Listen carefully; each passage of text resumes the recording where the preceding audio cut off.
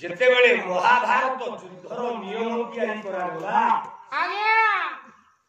ପାଣ୍ଡବ ମାନଙ୍କ ପକ୍ଷରୁ ଥାନ୍ତି 5 ଜଣ, କୌରବ ପକ୍ଷରୁ ଥାନ୍ତି 12 ଜଣ।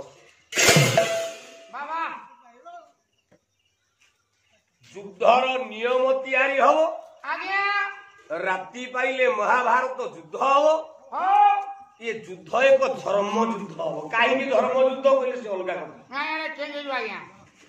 पांडव पक्षरु 5 कौरव पक्षरु 12 ये पांडव पक्षरु 5 जन किए कौन एक रे धर्मराज युधिष्ठिर, एक 2 रे हेले मंत्री सहदेव, 3 रे पंचाल कटकर राजा हेले जे द्रुपद,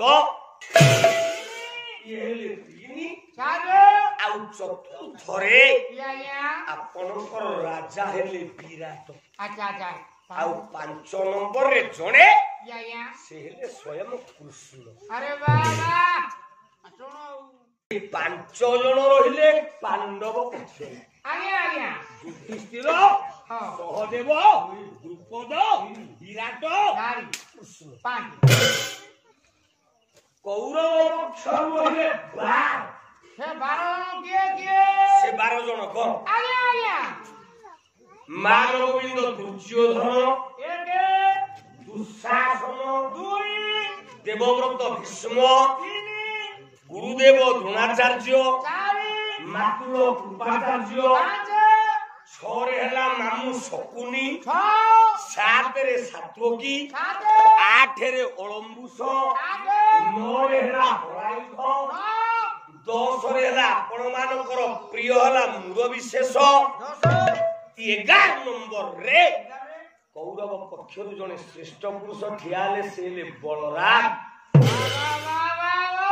आउ 12 नंबर युद्ध पाई महाभारत प्रकृत जे युद्ध हिलिया बोले कोन नायो से जन कहले के ना सेले आपण मानकर महाभारत छतरे राजा दुर्योधन।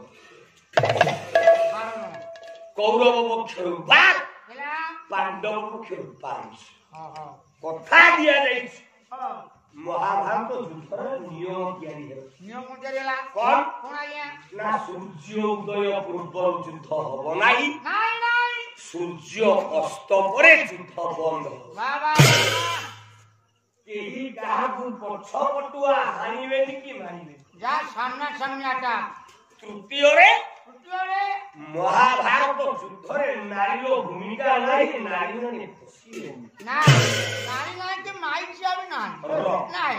चतुर्थ रे क्लीब बोले माइचिया मानकर स्थान महाभारत युद्धरे नाही।